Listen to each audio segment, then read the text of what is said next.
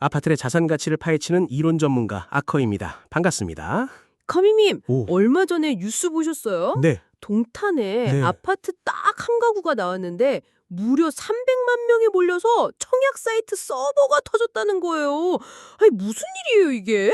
당첨만 되면 10억을 그냥 번다는데 이게 진짜 가능한 얘긴가요? 네, 커맨님. 진짜일 뿐만 아니라 현재 대한민국 부동산 시장의 가장 뜨거운 현상이라고 할 수 있습니다. 핵심은 바로 오늘 저희가 다룰 주제인 로또 청약에 있습니다. 로또 청약 이름만 들어도 가슴이 두근거리는데요. 오늘 저희 아커전에서 이 로또 청약의 모든 것을 탈탈 털어준다는 거죠? 그렇습니다. 이게 왜 생겨났는지, 어떤 종류가 있는지, 그리고 가장 중요한 어떻게 하면 당첨 확률을 높일 수 있는지 A부터 Z까지 완벽하게 분석해드리겠습니다. 좋아요. 그럼 아커님, 네, 도대체 로또 청약이 뭐예요? 그냥 운 좋으면 되는 복권 같은 건가요? 정확한 정의부터 짚고 가겠습니다. 로또 청약이란 정부가 정한 아파트의 공식 판매가, 즉 분양가가 주변 비슷한 아파트의 시세보다 수억 원씩 낮아서 당첨되는 것만으로 막대한 시세 차익이 보장되는 청약을 말합니다. 잠깐만요, 아커님. 저는 정부가 집값 잡으려고 분양가 상한제라는 걸 해서 분양가를 일부러 낮게 묶어둔다고 들었거든요. 네. 원래 좋은 취지의 정책 아니었나요? 바로 그 지점이 핵심입니다. 분양가 상한제의 역설이죠. 정부가 서울, 강남, 서초 같은 과열 지역의 신축 아파트 분양가를 이 이상은 받지 마 하고 눌러놨습니다. 그런데 그 주변에 이미 지어진 아파트 값은 시장 논리에 따라 계속 오르는 겁니다. 바로 이 통제된 분양가와 시장 시세 사이에 생긴 거대한 가격 격차, 이것이 바로 로또의 상금, 즉 시세 차익의 원천이 된 것입니다. 그리고 이렇게 높은 기대를 안고 태어나는 단지는 시작부터 입주민들의 자산 가치 보존에 대한 열망이 매우 높습니다. 단순한 주거 공간이 아니라 하나의 거대한 공동 자산이 되는 셈이죠. 아하, 정부가 인위적으로 만든 가격 차이가 국민적인 로또판을 만든 셈이네요. 아, 어쩐지 요즘 제 친구들도 월급만 모아서는 답이 안 나온다면서 청약만이 유일한 희망이라고 하더라고요. 통계가 그걸 증명합니다. 서울의 주택가격은 평균 소득의 20배를 넘어섰습니다. 정상적인 방법으로는 내 집 마련이 불가능에 가까워지자 수많은 사람들이 이 로또 청약이라는 비상구로 몰려들고 있는 거죠. 오케이. 이제 왜 이런 현상이 생겼는지는 알겠어요. 네. 그럼 이 로또 게임에 참여하려면 어떻게 해야 돼요? 음. 뭐 특별 공급, 일반 공급, 가점제, 추첨제 너무 복잡해요. 저희 아파트 단톡방에서도 맨날 물어보는데 네. 다들 헷갈려 하더라고요. 복잡해 보이지만 딱 세 가지만 기억하시면 됩니다. 특별 공급, 일반 공급, 그리고 무순위 청약. 오, 세 가지. 먼저 특별 공급은 신혼부부, 생애 최초 주택 구매자, 다자녀 가구처럼 정책적 배려가 필요한 분들에게 우선적으로 기회를 주는 겁니다. 일반 공급보다 경쟁률이 낮을 수 있어서 전략적으로 노려볼 만하죠. 아, 저 같은 신혼부부. 네. 근데 소득 기준이 너무 까다로워서 그름의 떡이라는 말도 많던데요. 맞습니다. 그래서 대부분의 사람들이 치열하게 경쟁하는 것이 바로 일반 공급입니다. 여기서 당첨자를 바르는 방식이 두 가지로 나뉩니다. 바로 가점제와 추첨제입니다. 가점제와 추첨제, 이게 제일 중요하죠. 그렇습니다. 가점제는 무주택 기간, 부양가족 수, 청약통장 가입 기간을 점수로 매겨서 줄을 세우는 방식입니다. 무주택 기간이 길고 자녀가 많은 4050 세대에게 절대적으로 유리하죠.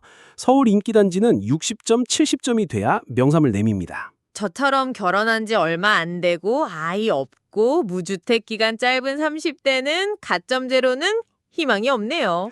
그래서 등장한 새로운 희망이 바로 추첨제입니다. 말 그대로 점수 상관없이 뺑뺑이, 무작위 추첨으로 뽑는 거죠.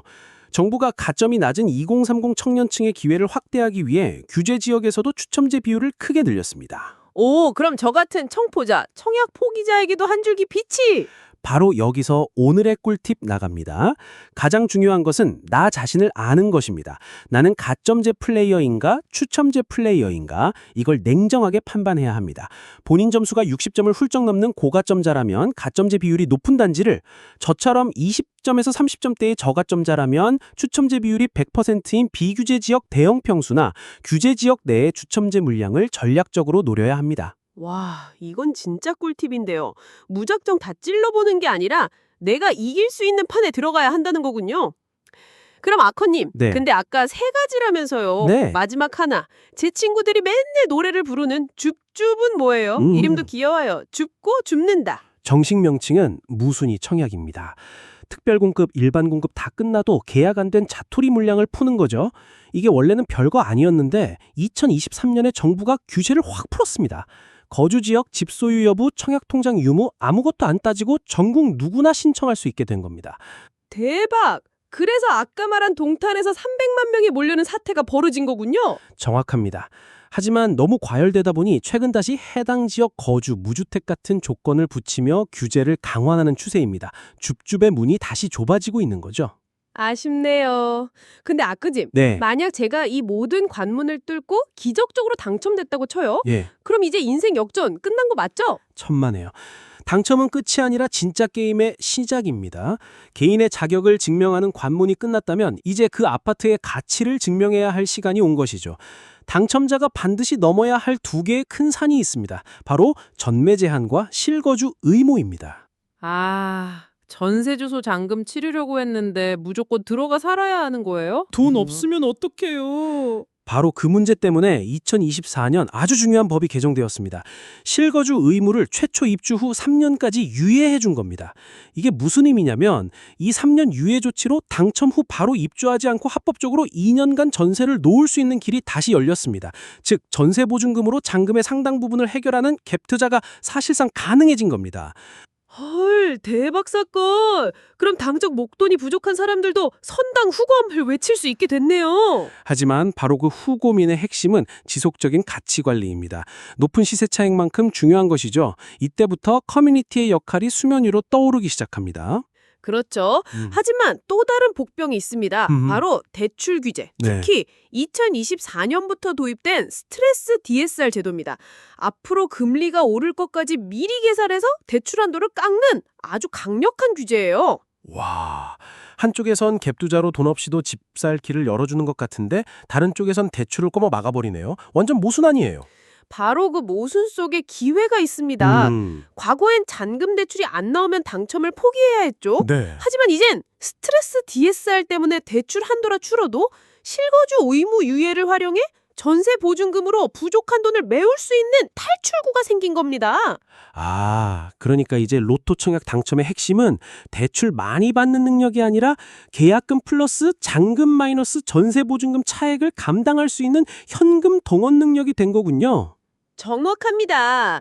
반포 레미안 원펜타스 같이 분양가가 20억이 넘어도 시세가 40억이 넘으니까 20억의 차익이 기대되고 네. 둔촌주공도 규제 완화 덕분에 미분양 우려를 딛고 10억 노는 로또가 된 것이 바로 이런 복잡한 제도들이 얽힌 결과입니다.